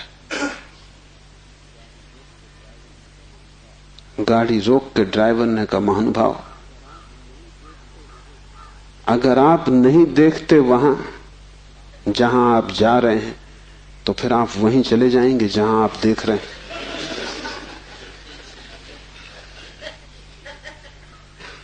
और हम सब, हमें कुछ पता भी नहीं कि हम कहां जा रहे हैं, क्यों जा रहे हैं, कहां देख रहे हैं, क्यों देख रहे हैं। चले जा रहे हैं क्योंकि एक बेचैनी है भीतर जो बैठने भी नहीं देती। एक शक्ति है भीतर जो चलाए चली जाती है। फिर हम जो भी करते वो सबके उल्टे परिणाम आते हैं। लोग मेरे पास आते हैं, वो कहते हैं हमने बदी तो कभी की नहीं, नेकी की और फल बदी मिल रहा है। ऐसा हो नहीं सकता कि तुम नेकी करो फल में बदी मिले। ऐसा हो नहीं सकता कि तुम आम के बीज बो और नीम के फल लगे। ऐसा हो नहीं सकता। इतना ही हो सकता है कि तुम ऐसे बेहोशी में बोए होगे, बोए तुमने नीम के ही फल, तुम होश में न थे। क्योंकि वृक्ष थोड़ी झूठ बोलेगा, तुम ही कहीं बोते वक्त भूल में पड़े होगे। तुम जब नेकी भी करते हो तब भी तुम्हारा नेकी करने का मन नहीं होता। तुम सच भी बोलते हो तो तुम दूसरे को चोट पहुंचाने के लिए सच बोलते हो। तुम सच बोलते हो दूसरे के अपमान के लिए। तुम सच बोलते हो जैसे तुम सच का उपयोग एक घातक हथियार की तरह कर रहे हो। तुम्हारे सत्व कड़वे होते हैं। सत्य के कड़वे होने की कोई भी जरूरत नहीं, लेकिन मजा तुम्हें कड़वेपन में है, सत्य में तुम्हें मजा भी नहीं। तुम्हारा झूठ सदा मीठा होता है, तुम्हारा सत्य सदा कड़वा होता है। बात क्या है? क्या कड़वापन सत्य का स्वभाव है? क्या मिठास झूठ का हिस्सा है? नहीं। झूठ को तुम चलाना चाहते हो, तुम उसे मीठा बनाते हो, क्योंकि अगर वो मीठा ना होगा तो चलेगा नहीं। एक तो झूठ चलना मुश्किल, मिठास के सहारे ही चलेगा। जैसे कड़वी दवा की गोली पर हम मीठी परत चढ़ा देते, बच्चा मीठी गोली समझ के खा लेता है, और जब तक कड़वेपन का पता चलता तब तक गोली भीतर जा चुकी है। तुम झूठ को मीठा बनाते हो क्योंकि तुम झूठ चलाना चाहते हो। तुम सत्य को कड़वा बनाते हो क्योंकि सत्य से तुम केवल चोट करना चाहते हो, उसको चलाना नहीं चाहते। तुम सत्य बोलते ही तब हो जब तुम सत्य का इस तरह उपयोग कर सको कि वो झूठ से बदतर साबित हो, तभी तुम बोलते हो। तुम बेहोश हो, तुम्हारे कृत्यों का तुम्हें कुछ पता नहीं है कि तुम क्या कर रहे हो। इसे थोड़ा होश पूर्वक देखना शुरू करो। जो तुम बोलना चाहते हो वही बोले, या तुम कुछ और बोल गए? क्या तुमने यही सोचा था बोलने के लिए जो तुम बोले? मार्क ट्वेन लौटता था एक रात, उसकी पत्नी ने पूछा, घर आया तो पत्नी ने पूछा कैसा रहा व्याख्यान? वो व्याख्यान देने गया था। उसने कहा कौन सा व्याख्यान? जो मैंने तैयार किया था वो, या जो मैंने वहां दिया वो, या जो मैं चाहता था कि देता वो? कौन सा व्याख्यान? एक तो आदमी तैयार करता है और एक आदमी फिर जो देता है, उसमें बड़ा फर्क है। और फिर एक जो घर लौटते वक्त तो सोचता है दिया होता है। वो तीनों अलग अलग हैं। होश में हो, सब निशाने तुम्हारे चूक जाते हैं। तुम्हारी जिंदगी में कभी भी कोई निशाना लगा? आंख बंद करके भी आदमी तीर चलाता रहे तो कभी ना कभी निशाना लगेगा। मैंने सुना है कि अगर बंद घड़ी भी दीवार पर टंगी रहे तो 24 घंटे में 2 बार सही समय बताएगी। तुम्हारी जिंदगी में ऐसा भी नहीं आया कि 2 बार भी तुमने सही समय बताया होता। तुम बंद घड़ी से गए बीते। अंधेरे में भी आदमी तीर चलाता रहे तो कभी ना कभी निशान पे लग जाएगा। तुम खुली आंख से होश में प्रकाश में तीर चलाते हो, कभी निशाने पे नहीं लगता। क्या बात होगी? मुल्ला नसरुद्दीन को बड़ा शौक था हिरन की शिकार करने का। तीसरी बार जब वो शिकार करने जंगल पहुंचा और जंगल के विश्राम गृह में उसने अपना सामान रखा और तैयारी की, और जब सूटकेस खोला तो उसमें एक बड़ी फोटो रखी थी और पत्नी ने उस फोटो के नीचे लिखा था, मुल्ला, हिरन इस तरह का होता है। उन्हें शिकार का शौक था लेकिन हिरन का पता नहीं था। तुम कुछ भी मार मूर के घर आ जाओगे, हिरन ठीक से फोटो देख लेना। तुम सब जगह चूक गए हो, वही तुम्हारे जीवन का दुख है। और चूकने का कुल कारण है कि तुम होश में नहीं हो। इसलिए जो भी करो होश पूर्वक करो। उठो तो भी होश पूर्वक, चलो तो भी होश पूर्वक। महावीर ने कहा है विवेक से चलो, विवेक से बैठो, विवेक से भोजन करो, विवेक से बोलो, विवेक से सो तक। महावीर से कोई पूछता है कि साधु कौन, तो महावीर ने कहा जो अमूर्छित है। और असाधु कौन, तो महावीर ने कहा जो मूर्छित है, जो सोया सोया जी रहा है वो असाधु, जो जागा जागा जी रहा है वो साधु। यही शिव कह रहे हैं, चैतन्य आत्मा। चैतन्य को बढ़ाओ, धीरे धीरे आत्मा की झलक तुम्हारे जीवन में आनी निश्चित है।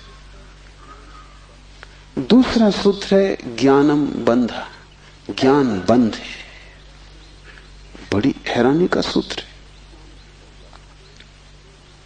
ज्ञान के बहुत अर्थ हैं। एक तो जब तक तुम इस ज्ञान से भरे हो कि मैं हूं, तब तक तुम अज्ञान में रहोगे, क्योंकि मैं अज्ञान है, अहंकार अज्ञान है। जिस दिन तुम आत्मा से भरोगे उस दिन हूंपन तो रहेगा, मैंपन नहीं रहेगा। मैं हूं, इसमें से मैं तो कट जाएगा, सिर्फ हूं रहेगा। इसे थोड़ा प्रयोग करके देखो। कभी किसी वृक्ष के नीचे शांत बैठकर खोजो कि तुम्हारे भीतर मैं कहां है। तुम कहीं भी ना पाओगे। हूं तो तुम सब जगह पाओगे, मैं तुम कहीं भी ना पाओगे। सब जगह तुम्हें अस्तित्व मिलेगा, लेकिन अस्तित्व के साथ अहंकार तुम्हें कहीं भी ना मिलेगा। अहंकार तुम्हारी निर्मिति है, वो तुम्हारा बनाया हुआ है, वो झूठा है, वो असत्य है, उससे ज्यादा अप्रामाणिक और कुछ भी नहीं। वो काम चलाऊ है, उसकी संसार में जरूरत है, लेकिन उसकी सत्य में कहीं भी कोई स्थान नहीं। तो एक तो मैं हूं, ये ज्ञान बंध का कारण है। मेरा बोध हूपन का बोध नहीं। हूपन का बोध तो शुद्ध है, उसमें कोई सीमा नहीं है। जब तुम कहते हो हूं, तो तुम्हारे हूं में और वृक्ष के हूं में कोई फर्क होगा? तुम्हारे हूं में और मेरे हूं में कोई फर्क होगा? जब तुम सिर्फ हो तो नदियां, पहाड़, वृक्ष सभी एक हो गए। जैसे ही मैंने कहा मैं, वैसे ही मैं अलग हुआ। जैसे ही मैंने कहा मैं, वैसे ही तुम टूट गए, पर हो गए, अस्तित्व से मैं पृथक हो गया। हूंपन ब्रह्म है और मैं मनुष्य की अज्ञान दशा है। जब तुम जानते हो कि सिर्फ हूं, तब तुम्हारे भीतर केंद्र नहीं होता, तब सारा अस्तित्व एक हो जाता है। तब तुम उस लहर की तरह हो जो सागर में खो गई। अभी तुम उस लहर की तरह हो जो जम के बर्फ हो गई है, सागर से टूट गई है। ज्ञानम बंधा, पहला तो ज्ञान बंध है, इस बात का ज्ञान कि मैं हूं। दूसरा ज्ञान बंध है वो सब ज्ञान जो तुम बाहर से इकट्ठा कर लिए हो, जो तुमने शास्त्रों से चुराया है, जो तुमने सद्गुरुओं से उधार लिया है, जो तुम्हारी स्मृति है, वो सब बंधन है। उससे तुम्हें मुक्ति ना मिलेगी। इसलिए तुम पंडित से ज्यादा बंधा हुआ आदमी ना पाओगे। मेरे पास सब तरह के लोग आते हैं, सब तरह के मरीज, उसमें पंडित से ज्यादा कैंसर ग्रस्त कोई भी नहीं। उसका इलाज नहीं, वो ला इलाज है। उसकी तकलीफ यह है कि वो जानता है, इसलिए न वो सुन सकता न वो समझ सकता। तुम उससे कुछ बोलो, इसके पहले कि तुम बोलो उसने उसका अर्थ कर लिया है। इसके पहले कि वो तुम्हें सुने उसने व्याख्या निकाल ली। शब्दों से भरा हुआ चित्त जानने में असमर्थ हो जाता है। वो इतना ज्यादा जानता है बिना कुछ जाने, क्योंकि सब जाना हुआ उधार है। शास्त्र से अगर ज्ञान मिलता होता तो सभी के पास शास्त्र है, ज्ञान सभी को मिल गया होता। ज्ञान तो तब मिलता है जब कोई निशब्द हो जाता है, जब वो सभी शास्त्रों को विसर्जित कर देता है, जब वो उस सब ज्ञान को जो दूसरों से मिला है वापस लौटा देता है जगत को, जब वो उसे खोजता है जो मेरा मूल अस्तित्व है, जो मुझे दूसरे से नहीं मिला। इसे थोड़ा समझो, तुम्हारा शरीर तुम्हें मां और पिता से मिला है। तुम्हारे शरीर में तुम्हारा कुछ भी नहीं है। आधा तुम्हारी मां का दान है, आधे तुम्हारे पिता का दान है। फिर तुम्हारा शरीर तुम्हें भोजन से मिला है, वो जो रोज तुम भोजन कर रहे हो। 5 तत्वों से मिला है, वायु है, अग्नि है, 5 तत्व हैं, उनसे तुम्हें मिला है। इसमें तुम्हारा कुछ भी नहीं है। लेकिन तुम्हारी चेतना तुम्हें 5 तत्वों में से किसी से भी नहीं मिली है। तुम्हारी चेतना तुम्हें मां और पिता से भी नहीं मिली है। तुम जो जो जानते हो वो तुमने स्कूल विश्वविद्यालय से सीखा है, शास्त्रों से सुना है, गुरुओं से पाया है। वो तुम्हारे शरीर का हिस्सा है, तुम्हारी आत्मा का नहीं। तुम्हारी आत्मा तो वही है जो तुम्हें किसी से भी नहीं मिली। जब तक तुम उस शुद्ध तत्व को न खोज लोगे जो निपट तुम्हारा है, जो तुम्हें किसी से भी नहीं मिला है, न मां ने दिया, न पिता ने, न समाज ने, न गुरु ने, न शास्त्र ने, वही तुम्हारा स्वभाव है। ज्ञान बंद है क्योंकि वो तुम्हें इस स्वभाव तक न पहुंचने देगा। ज्ञान ने ही तुम्हें बांटा है। तुम कहते हो मैं हिंदू, तुमने कभी सोचा कि तुम हिंदू क्यों हो? तुम कहते हो मैं मुसलमान, तुमने कभी विचारा कि तुम मुसलमान क्यों हो? हिंदू और मुसलमान में फर्क क्या है? क्या उनका खून निकाल के कोई डॉक्टर परीक्षा करके बता सकता है कि हिंदू का खून है, ये मुसलमान का खून है? क्या उनकी हड्डियां काट के कोई बता सकता है कि हड्डी मुसलमान से आती है कि हिंदू से आती है? कोई उपाय नहीं। शरीर की जांच से कुछ भी पता न चलेगा, क्योंकि दोनों के शरीर 5 तत्वों से बनते हैं। लेकिन अगर उनकी खोपड़ी की जांच करो तो पता चल जाएगा कि कौन हिंदू है कौन मुसलमान है, क्योंकि दोनों के शास्त्र अलग, दोनों के सिद्धांत अलग, दोनों के शब्द अलग। शब्दों का भेद है तुम्हारे बीच। तुम हिंदू हो क्योंकि तुम्हें एक तरह का ज्ञान मिला जिसका नाम हिंदू, दूसरा जैन है क्योंकि उसे दूसरे तरह का ज्ञान मिला जिसका नाम जैन। तुम्हारे बीच जितने फासले हैं, दीवालें हैं, वो ज्ञान की दीवालें, और सब ज्ञान उधार। तुम एक मुसलमान बच्चे को हिंदू के घर में रख दो, वो हिंदू की तरह बड़ा होगा, वो ब्राह्मण की तरह जनेऊ धारण करेगा, वो उपनिषद और वेद के वचन उद्धृत करेगा। और तुम एक हिंदू के बच्चे को मुसलमान के घर रख दो, वो कुरान की आयत दोहराएगा।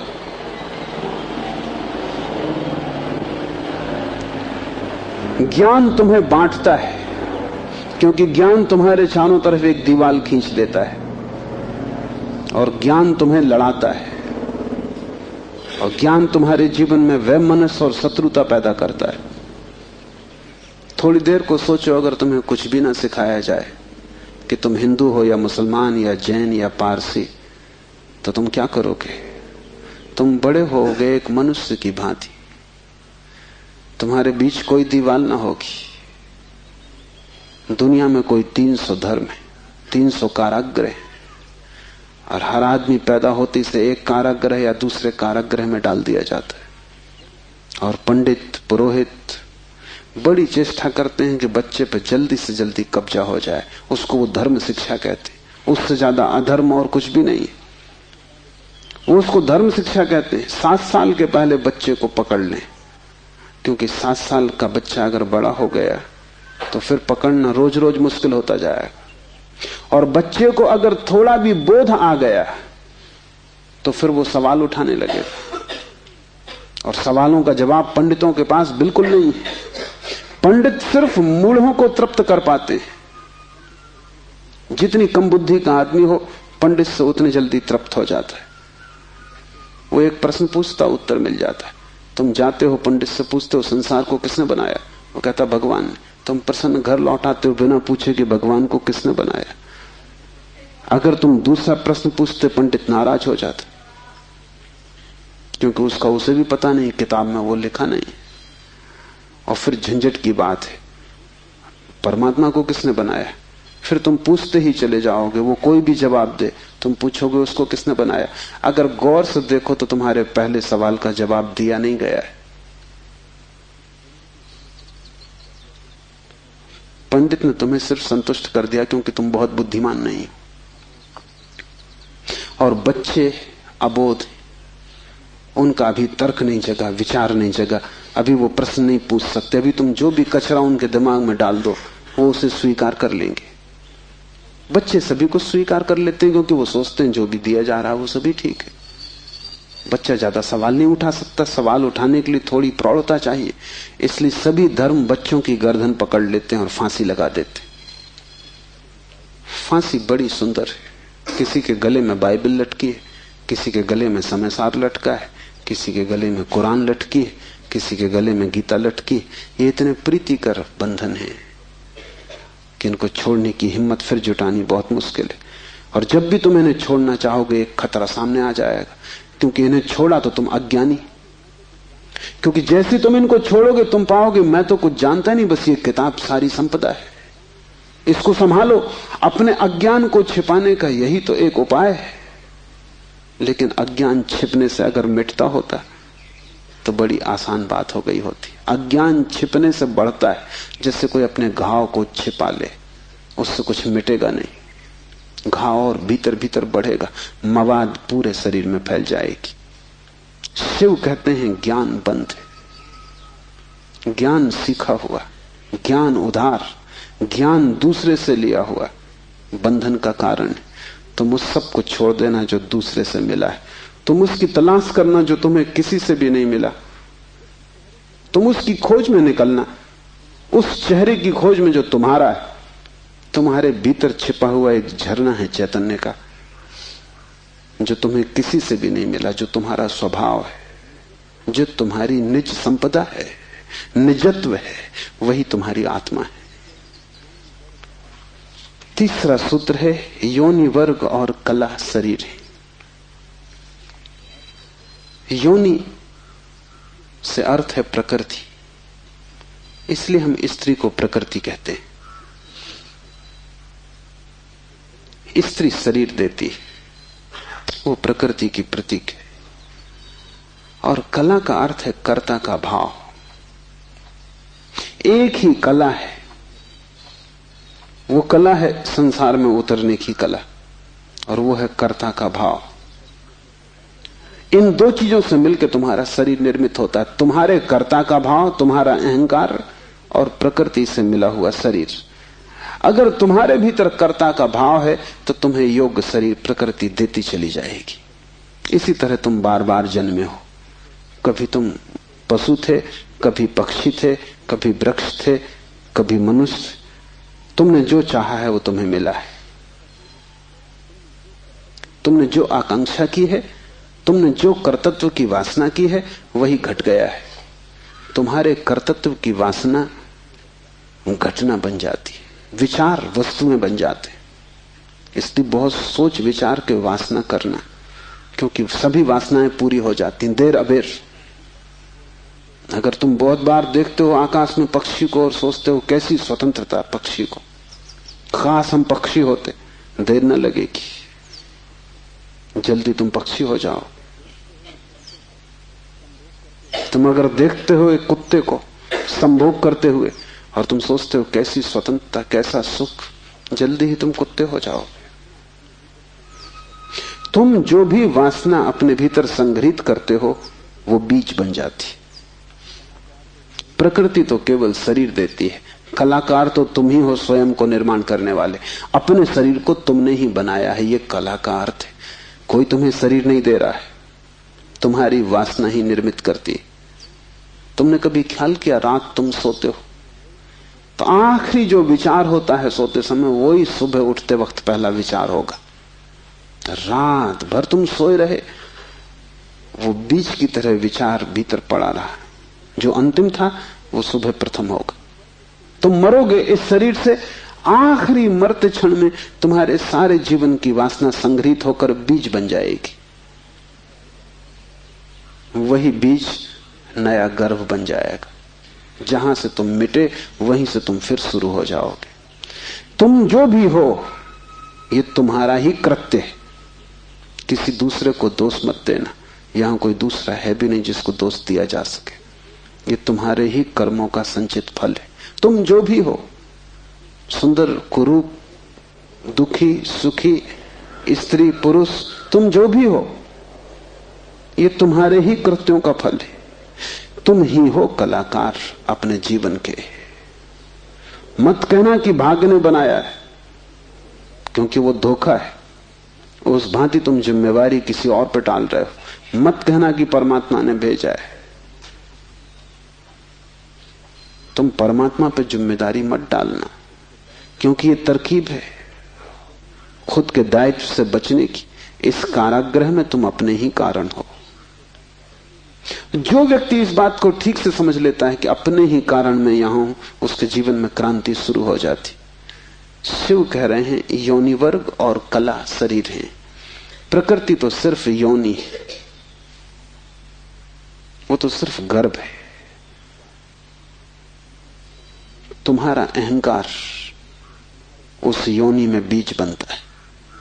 तुम्हारे कर्तृत्व का भाव कि मैं ये करूं, मैं ये पाऊं, मैं ये हो जाऊं, उसमें बीज बनता है। और जहां भी तुम्हारे कर्तृत्व की कला और प्रकृति की योनि का मिलन होता है, शरीर निर्मित हो जाता है। इसलिए बुद्ध पुरुष कहते हैं सभी वासनाओं को छोड़ दो, तभी तुम मुक्त हो सकोगे। तुमने अगर स्वर्ग की वासना की तो तुम देवता हो जाओगे, लेकिन वो भी मुक्ति ना होगी, क्योंकि वासनाओं से कभी भी अशरीर की स्थिति पैदा नहीं होती। सभी वासनाओं से शरीर निर्मित होते हैं। जब तक तुम निर्वासना को उपलब्ध नहीं हो, जब तक तृष्णा तुमने पूरी ही नहीं छोड़ दी, तब तक तुम नए शरीरों में भटकते रहोगे। और शरीर के ढंग अलग हों, शरीर की मौलिक स्थिति एक ही जैसी है। शरीर के दुख समान है, चाहे पक्षी का शरीर हो चाहे आदमी का शरीर हो, दुखों में कोई भेद नहीं है। क्योंकि मौलिक दुख है आत्मा का शरीर में बंध जाना। मौलिक दुख है कारागृह में प्रविष्ट हो जाना। फिर कारागृह की दीवारें वर्तुलाकार हैं कि त्रिकोण हैं कि चौकोन हैं, उससे कोई हल नहीं होता, उससे कुछ फर्क नहीं पड़ता है। तुम भला सोचते हो फर्क पड़ता है। एक मेरे मित्र हैं, ड्राइंग के शिक्षक हैं, उन्हें जेल हो गई। लौटे 3 साल बाद तो मैंने उनसे पूछा कैसे रहे दिन, कैसे कटे दिन। उन्होंने कहा और तो सब ठीक था, लेकिन मेरी कोठरी के कोने 90 कोण के नहीं थे। वो ड्राइंग के शिक्षक हैं, उनकी बुद्धि वो 90 कोण के नहीं थे कोठरी के कोने। उनकी असली तकलीफ 3 साल यही रही, क्योंकि उसी कोठरी में रहना और बार बार देखना वो कोना, वो 90 कोण का नहीं। तो जो बात उन्होंने मुझसे कही वो ये कि और तो सब ठीक था, बाकी कुछ अड़चन ना थी, लेकिन कोने ठीक 90 के नहीं थे। कोने 90 के हों कि 90 के ना हो, इससे क्या बुनियादी फर्क पड़ेगा। कारागृह कारागृह, पक्षी का शरीर के आदमी का बहुत फर्क नहीं पड़ता। बंद तुम हो गए वही दुख है, बंध गए तुम वही दुख है। वासना बांधती है, वासना है रज्जु जिससे हम बंधते हैं। और ध्यान रखना, तुम्हारे अतिरिक्त तो और कोई जिम्मेवार नहीं है। उद्धमो भैरवा, चौथा सूत्र है उद्धम ही भैरव है। उद्धम उस आध्यात्मिक प्रयास को कहते हैं जिससे तुम इस कारागृह के बाहर होने की चेष्टा करते हो। भैरव शब्द पारिभाषिक है। भा का अर्थ है भरण, रा का अर्थ है रवण, वा का अर्थ है वमन। भरण का अर्थ है धारण, रवण का अर्थ है संहार और वमन का अर्थ है फैलाना। भैरव का अर्थ है ब्रह्म, जो धारण किए है, जो संभाले है, जिसमें हम पैदा होंगे और जिसमें हम मिटेंगे, जो विस्तार है और जो ही संकोच बनेगा, जो सृष्टि का उद्भव है और जिसमें प्रलय होगा। मूल अस्तित्व का नाम भैरव है। शिव कहते हैं उद्धम ही भैरव है। और जिस दिन भी तुमने आध्यात्मिक जीवन की चेष्टा शुरू की, तुम भैरव होने लगे, तुम परमात्मा के साथ एक होने लगे।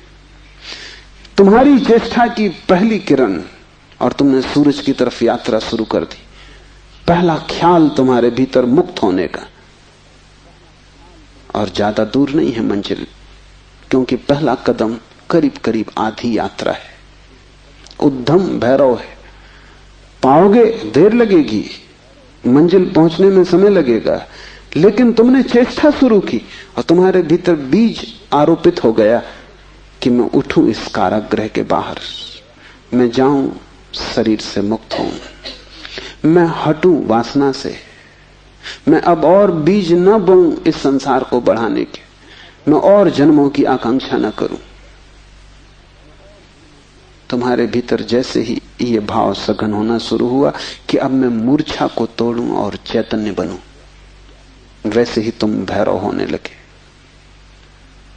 वैसे ही तुम ब्रह्म के साथ एक होने लगे। क्योंकि वस्तुतः तो तुम एक हो ही, सिर्फ तुम्हें स्मरण आ जाए। मूलतः तो तुम एक हो ही, तुम उसी सागर के झरने हो, तुम उसी सूरज की किरण हो, तुम उसी महाआकाश के एक छोटे से खंड हो। पर तुम्हें स्मरण आना शुरू हो जाए और दीवारें विसर्जित होने लगे तो तुम उस महाआकाश के साथ एक हो जाओगे। उद्धम भैरव है। बड़ी सघन चेष्टा करनी जरूरी है, क्योंकि नींद गहरी है। तोड़ोगे सतत तो ही टूट पाएगी, आलस्य करोगे संभव नहीं होगा। आज तोड़ोगे कल फिर बना लोगे तो फिर भटकते रहोगे। एक हाथ से तोड़ोगे दूसरे से बनाते जाओगे तो श्रम व्यर्थ होगा। उद्यम का अर्थ है तुम्हारी पूरी चेष्टा संलग्न हो जाए। लोग मेरे पास आते हैं, वो कहते हैं हम करते हैं लेकिन कुछ हो नहीं रहा, और मैं उनकी शक्ल देखता हूं, वो करते हैं ही नहीं, या ऐसा मरे मरे करते हैं जैसे मक्खियां उड़ा रहे हैं। उनके करने में कोई प्राण नहीं है, इसलिए नहीं होता। लेकिन वो आते ऐसे हैं जैसे कि वो परमात्मा पे कोई बड़ी कृपा कर रहे हैं कि करते हैं और नहीं हो रहा, तो शिकायत लेके आए कि कहीं कुछ गड़बड़ हो रही, कहीं कोई अन्याय हो रहा है, कि दूसरों को हो रहा है, हमें नहीं हो रहा। इस जगत में अन्याय होता ही नहीं। इस जगत में जो भी होता है न्याय है, क्योंकि यहां कोई आदमी नहीं बैठा है न्याय अन्याय करने को। जगत में तो नियम है, उन्हीं नियमों का नाम धर्म है। तुम अगर इस क्षेत्र से चले गिरोगे, टांग टूट जाएगी, तो तुम जाके अदालत में ये नहीं कहोगे कि गुरुत्वाकर्षण के कानून पर एक मुकदमा चलाता हूं। तो अदालत कहेगी तुम तिरछे मत चलते, गुरुत्वाकर्षण तुम्हें गिराने में उत्सुक नहीं है, न तुम्हें संभालने में उत्सुक है। तुम जब सीधे सीधे चलते हो वही तुम्हें संभालता है, जब तुम तिरछे चलते हो वही तुम्हें गिराता है। न गिराने की उसकी कोई आकांक्षा है, न संभालने की। तटस्थ है जगत का नियम। उस तटस्थ नियम का नाम धर्म है। उसको हिंदुओं ने रित कहा है। वो परम नियम है। वो तुम्हारी तरफ पक्षपात नहीं करता कि किसी को गिरा दे, किसी को उठा दे। तुम जैसे ही ठीक चलने लगते हो वो तुम्हें संभालता है। तुम गिरना चाहते हो वो तुम्हें गिराता है। वो हर हालत में उपलब्ध है। तुम जैसा भी उसका उपयोग करना चाहते हो वो तुम्हें खुला है, उसके द्वार बंद नहीं है। तुम सिर ठोकना चाहते हो दरवाजे से, सिर ठोक लो। तुम दरवाजा खोल के भीतर जाना चाहते हो, भीतर चले जाओ। वो तटस्थ है। उद्यम भैरव है। महान श्रम चाहिए। उद्यम का अर्थ है प्रगाढ़ श्रम। तुम्हारी समग्रता लग जाए श्रम में, उसका नाम उद्यम है। और तब देर न लगी कि तुम्हारे भैरव हो जाने में। शक्ति चक्र के संधान से विश्व का संहार हो जाता है, 5वां सूत्र है।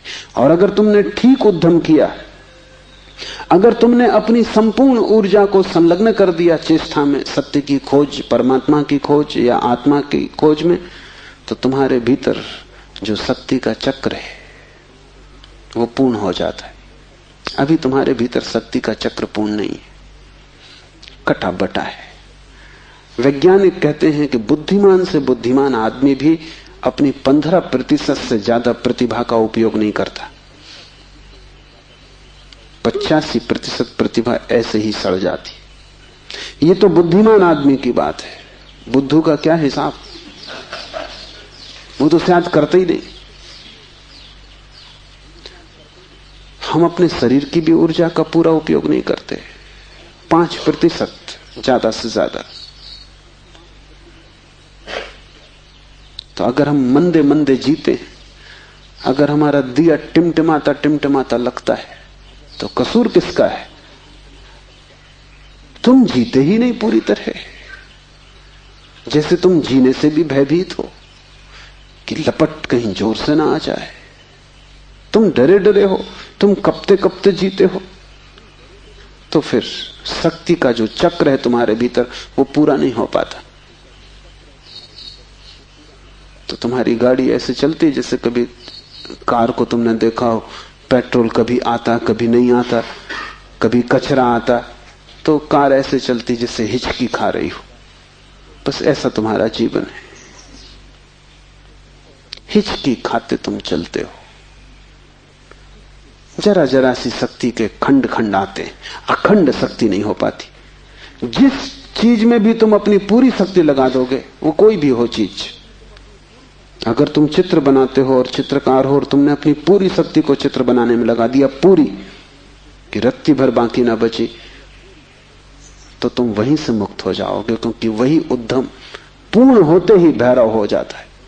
अगर तुम एक मूर्तिकार हो, तुमने सब कुछ मूर्ति में समाहित कर दिया कि मूर्ति बनाते समय तुम ना बचे, बस मूर्ति ही बची, तो शक्ति का चक्र पूरा हो जाता है। जब तुम पूरी शक्ति को निमज्जित करते हो किसी भी कृत्य में, वही ध्यान हो जाता है। भैरव निकट, मंदिर पास आ गया। 5वां सूत्र है शक्ति चक्र के संधान से विश्व का संहार हो जाता है।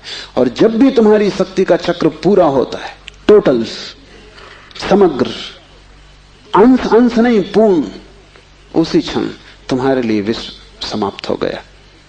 तुम्हारे लिए फिर कोई संसार नहीं। तुम परमात्मा हो गए, तुम भैरव हो गए, तुम मुक्त हो। फिर तुम्हारे लिए न कोई बंधन है, न कोई शरीर है, न कोई संसार है। पूर्ण शक्ति का प्रयोग स्मरण रखना। इस समाधि साधना शिविर में अगर तुमने पूरी शक्ति को लगाया, ऐसे ही ऊपर ऊपर नहीं ध्यान किए, पूरी शक्ति लगा दी, तो तुम अनुभव करोगे कि जिस क्षण शक्ति पूरी लग जाएगी उसी क्षण, फिर क्षण भर की देर नहीं लगती, अचानक संसार खो जाता है, परमात्मा सामने आ जाता है। तुम्हारी शक्ति का पूरा लग जाना ही तुम्हारे जीवन की क्रांति हो जाती, फिर संसार की तरफ पीठ, परमात्मा की तरफ मुंह हो जाता है। इसकी तुम्हें एक झलक भी मिल जाए तो फिर तुम वही ना हो सकोगे जो तुम पहले थे। उसकी एक झलक काफी, फिर तुम्हारा जीवन उसी यात्रा में संलग्न हो जाए। तो ध्यान रखना, यहां पूरा अपने को डुबाना तो ही कुछ हो सकेगा। अगर तुमने थोड़ा भी अपने को बचाया तो तुम्हारा श्रम व्यर्थ है। जब तक श्रम उद्यम ना बन जाए, पूर्ण टोटल एफर्ट ना बन जाए, तब तक भैरव की उपलब्धि नहीं। आज इतना ही।